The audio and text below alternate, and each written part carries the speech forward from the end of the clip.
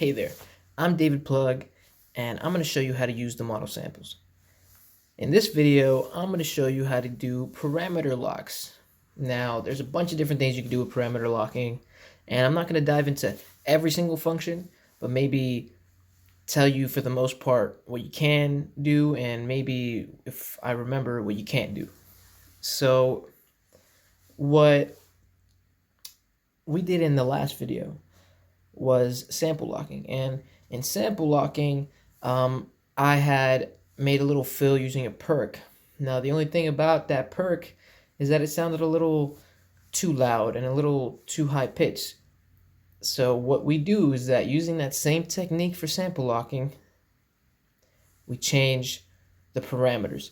Now we'll start with this one. That little thing means that there's a sample locked. When it's red or blinking red, it means that it's locked to that trigger. So right now we're going to lower the pitch. Let's see if I can do it so you can, I'm going to hold it with this one. Here we go, so you can see what I'm doing. Let's go with 3. And now it's red. The little light's red. We're going to do it with this one too. In fact, we're actually going to go lower. Let's go 5. And this one we're going to go to, let's go with 8. Now let's hear that. Now not exactly, bing.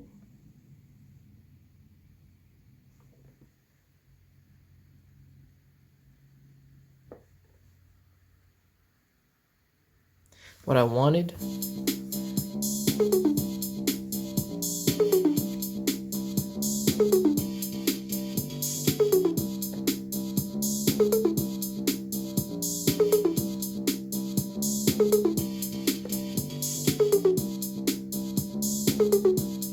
That's a little better. But now the only other problem is that it's really loud. It's kind of annoying. So we have a volume/distortion knob right here. So we're gonna hold this down and we're gonna move the volume/distortion down. I really don't want to hear it. 36. Just want it to be kind of there. I'm not saying that background noise is always a good thing. Too much sounds can kind of clash and sound messy, but for this case, I think it might sound good. It sounds a lot better now.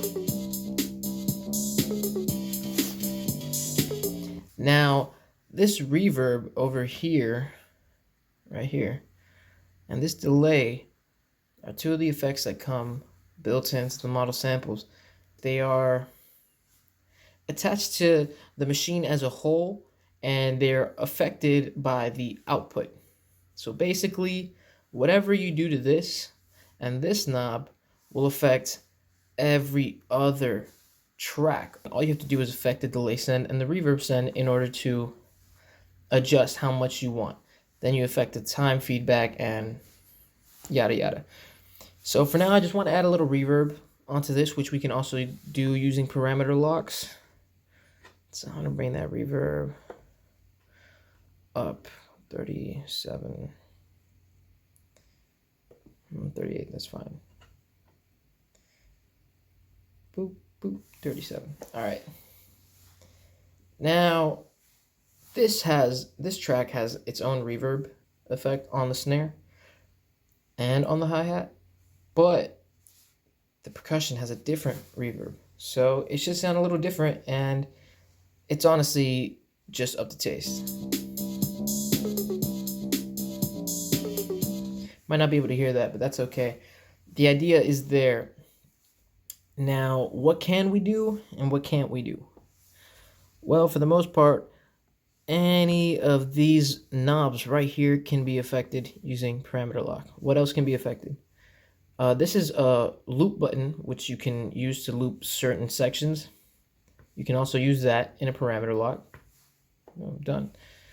Don't know why, but you can. You could use this, which is a reverse button, kind of reverses the sample at the same time as it hits.